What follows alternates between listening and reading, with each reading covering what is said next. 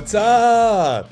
Welcome back to Small Cap Recap, everybody. How are we all doing? My name is Trader Bryce, and we are about to get right on into the charts that we're seeing. The market is finally showing some signs of life. All it took was a 10% bounce on the SPY to make it happen, but here we are. SPY is going absolutely crazy. In fact, that's the first chart we're going to get into because what an insane bounce we've had.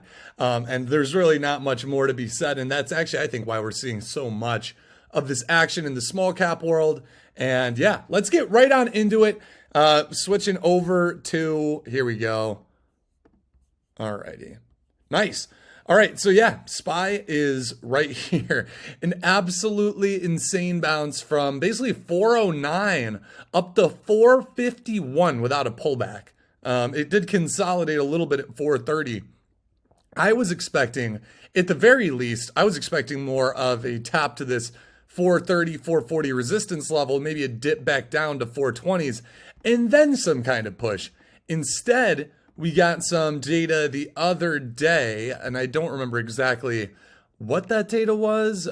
Maybe inflation at its lowest point, CPI or something like that, at its lowest point, and that gave the market like a 1.5% gap up from 440 up to 446. Again, just really crazy move on the market here, especially after that. I kind of guess I kind of want to call this like a trap. You know, we really fell off here from 440 down to 410. That was a very drastic move, and I guess it called for a very drastic recovery. A lot of this also obviously having to do with kind of the news we've got going on overseas with the Middle East conflict, but apparently the American markets are pretty unaffected by it. So that's, I mean, it's really good news for us in the market here is that we've got a lot of range. And as long as we stay up here, I think there's going to be a lot more to capitalize on. So I'm going to go over some charts, some favorites of mine over the last couple of days. Of course, there are going to be a lot more that I'm sure I missed. So if there are any of those, let me know down in the comments what you've been trading the last week and a half or so, as again, there have been plenty of amazing movers. I first want to start off with TenX and kind of why I like this chart a lot, and maybe not necessarily for a continued move. In fact, in my opinion, this is setting up to be a bit more like a multi-day head and shoulders pattern. If we kind of go on the 15-minute chart, we might actually be able to see that a little bit better. Yeah, okay, so we've got this big perk, this big run from the first day, shoulder, head, falling back down here. If we can pop back up into that kind of 65, 70 cent level, it looks like we'd kind of start completing that head and shoulders, but that's not to say that it would ultimately be bearish. It could absolutely break out over that as well. It just needs a little bit more time, but let's kind of go into the day by day breaking this down and what to look for, what to expect, and what this might mean for future gappers. First and foremost, this closed the previous day right around 15 cents, opened up 100% over the 30-cent mark, which is, again, fantastic. And what I always like to take a look, I guess, at these intraday charts and see if it's lining up with what we see on a multi-day perspective.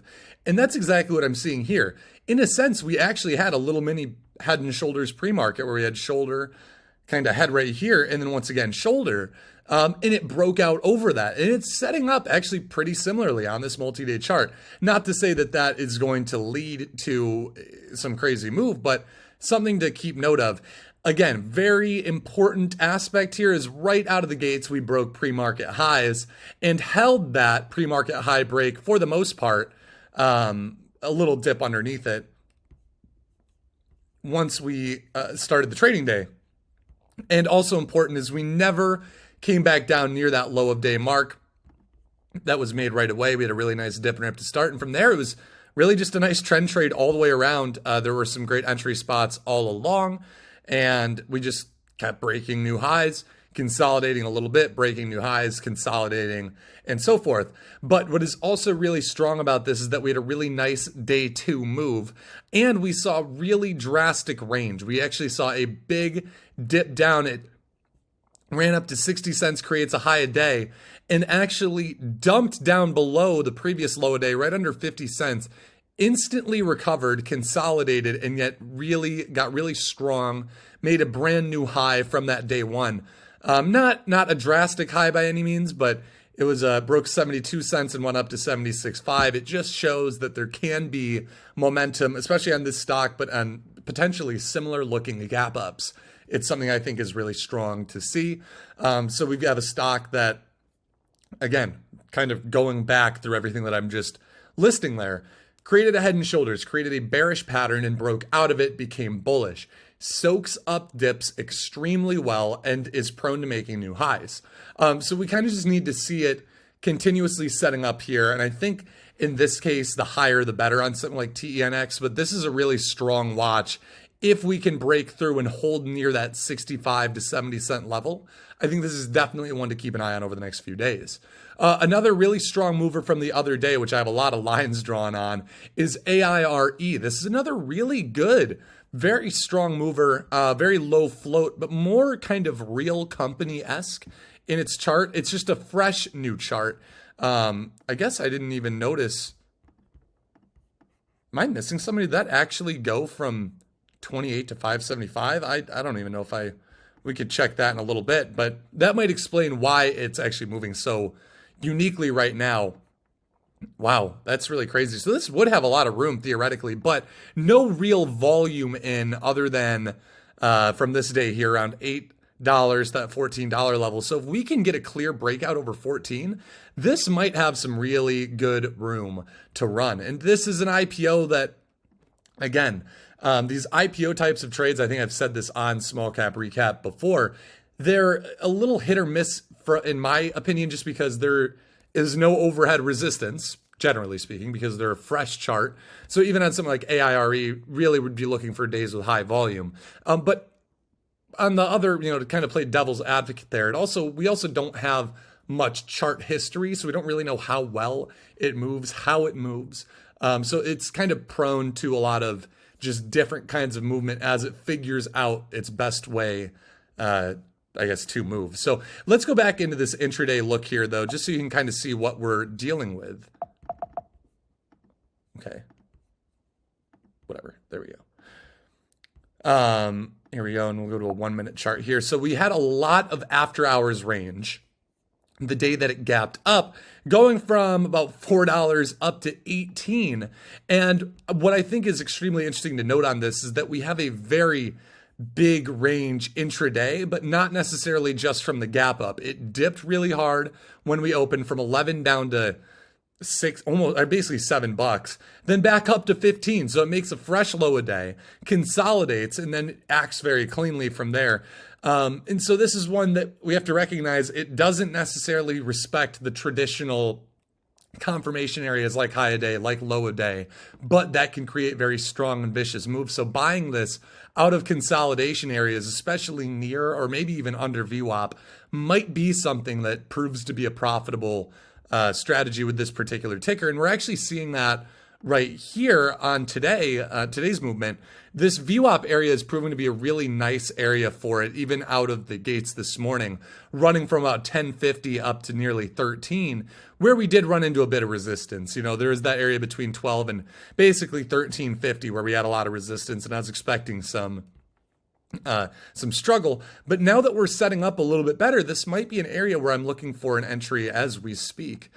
As we kind of look to be consolidating over VWAP, we're setting up nice trends all across the board here. Pretty easy to manage risk on something like this, and this is a type of chart that I like a lot. So I will be, given how low of a float this is, how strong it's moved after hours, and how well it's moved intraday, I definitely will be keeping a very close eye on this for the coming days, and especially even into the afternoon today. MGOL, another really clean mover from after hours, in not doing as hot as I would have liked for it to do, but we are still holding over that gap level. And this is a pretty beat down daily chart as well that's just now starting to get some movement. And I do like the idea of a potential bounce on this. It's a very low float stock. And I wouldn't be surprised if we start seeing pushes of these stocks that are down like 50, 40, 50, 60 cents upwards of $1, especially as they try to regain compliance. That could either look like a reverse split, or it might just mean them releasing press releases, trying to get that up over $1. And again, there's quite a bit of resistance here at that dollar level. But another one of them where if we do start pushing over $1, we have a lot of room to maybe move up again into that $1.50, $2 area. So we'll be keeping an eye on that. INVO, a very weird chart that I think is one worthy of a watch, especially how it's setting up now. This has traditionally been a gap and crap stock, other than way back here. And I don't know if this was a reverse split or not. I would imagine this is split since then, but ran about 150% this day after a gap up. And from there, it's basically gap and crapped every time it's tried to gap up. And it's just getting really beaten down. But we have areas of accumulation down here during this gap up stage.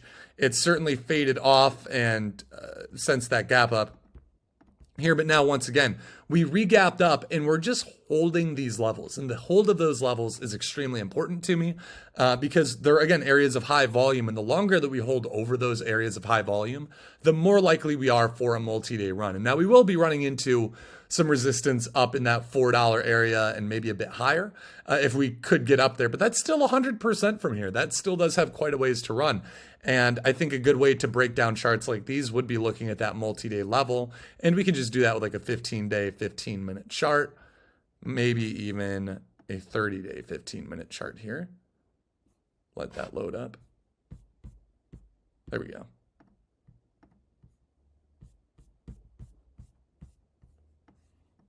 Here we are.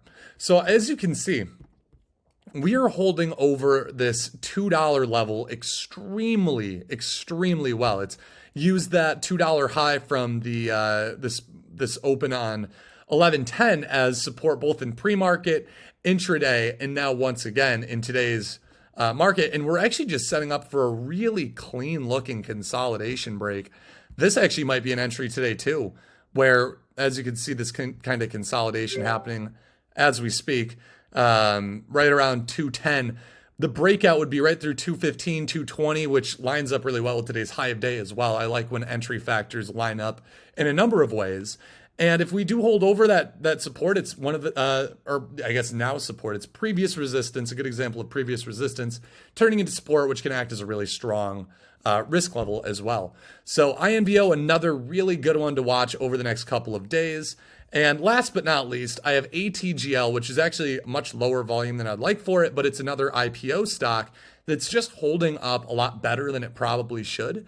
It's a little bit pump and dump-esque, very low volume, very consistent volume, but it just keeps holding up. It keeps consolidating. And I could see this being a type of stock. I actually traded this on my small account this week in from 7:30 and just sold today at 10:30, which was a nice trade, but it just keeps holding up, going sideways, then breaking out and just slowly walking. So I'd like to see if this sets up any potential for a parabolic move. But as I mentioned, IPOs can be a little bit tough just because even though there's no overhead resistance, we really don't know how it moves and maybe what the agenda is for those that might be in it and have shares. It's specifically underwriters, banks, insiders, etc. But definitely an interesting one to watch. And the stronger the SPY stays, the better the story, the better the case is for all of these stocks. But we can also see a lot of volatility on stocks that are, or when the stock market is falling as well. So if we do get a hard crash, we might still see some stocks bouncing. I've noticed that small caps tend to take at least a day or two to follow in line with the overall market, in my experience anyways. But that's just kind of what I'm seeing. So anyways, that's what I have for today. Let me know down in the comments below the types of stocks you guys are looking at. I know I missed some. These are just some of my favorites that have moved over the past couple of days and are also continuing to set up. So thank you guys so much for watching. And last but not least, I will say, as I always do, if you are not in small cap rockets, we're going over trades like this every single day. And I'm trading live Monday through Thursday from market open for the first 30 or 45 minutes. You can see my exact insight. There is a link for that trial down in the description of this video. So if you want to check along and trade alongside me every morning, be sure to hit that link. All right, everyone, I will see you next time here. Thank you so much for watching Small Cap Recap. Have a great rest of your week. Trade safe, trade good. Peace.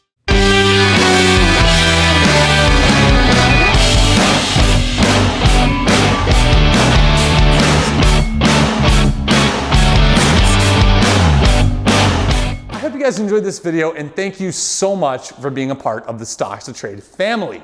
We just hit 100,000 subscribers, but our goal by the end of this year is to get 150,000 new family members a part of our channel. So if you haven't already, be sure to hit that like button, comment down below, hit the subscribe button, and maybe even turn on your post notifications. We cannot do this without your guys' support. So thank you so much. And if you want to see more of what we're doing, again, hit that subscribe button, hit that like button, and comment down below. We'll see you in the next video.